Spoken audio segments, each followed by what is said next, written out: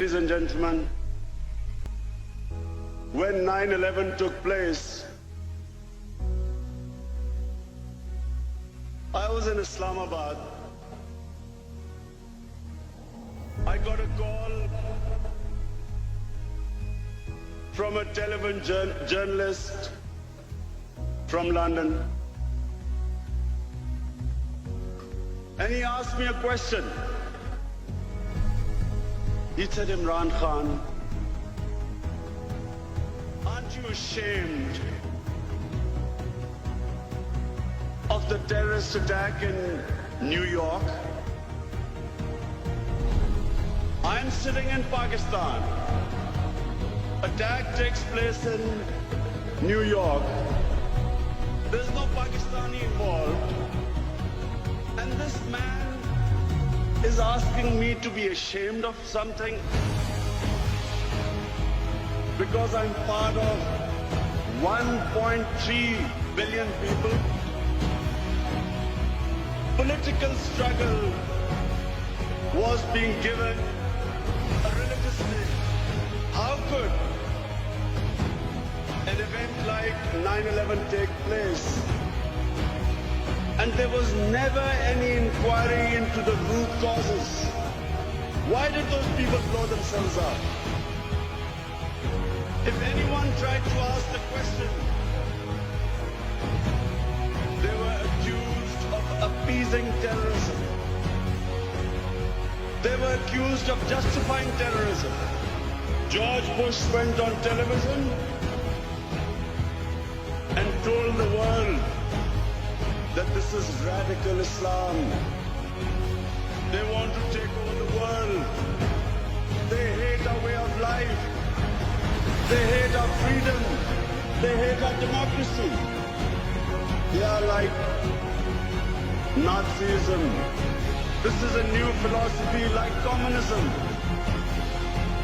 The stakeholders who had an interest in the oil in Iraq, the neoconservatives, all of them then projected this mad philosophy of radical Islam. First, Afghanistan was attacked 3 weeks after the event. War was made the first option, not the last resort. Some 50,000 people were killed when not one Afghani was involved in 9/11. Soon Iraq followed. After lies and deception, saying that Saddam was connected with Al-Qaeda, putting the fear of God in their own population so that they would not question them. Other stakeholders jumped in. Ariel Sharon, suddenly he was fighting against Islamic terrorists. In Chechnya, Vladimir Putin was fighting against Islamic terrorists. In Kashmir, again there were Islamic terrorists who were fighting the Indian troops. I wanted to say that before 9/11, 70% of all suicide bombers were Tamil Tigers who were Hindus.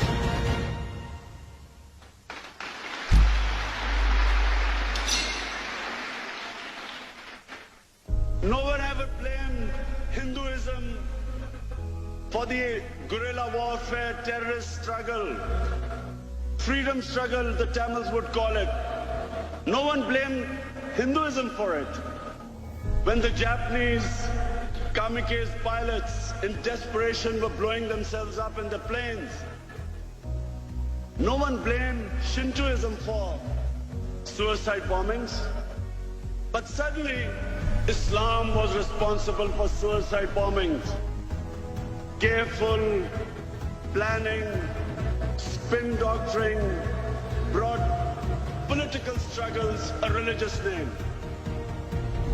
We had certain members of the Islamic clergy immediately jumping on the bandwagon. that terrorism is not allowed in Islam. We all know terrorism is not allowed in Islam. Every Muslim knows what the Prophet of Islam sallallahu alaihi wasallam said. Long before the Geneva Convention came in, the Muslims were told not to harm anyone, non-combatants, women, children, elderly, not to destroy gardens, crops, how to treat prisoners of war. Not the way George Bush treats prisoners of war.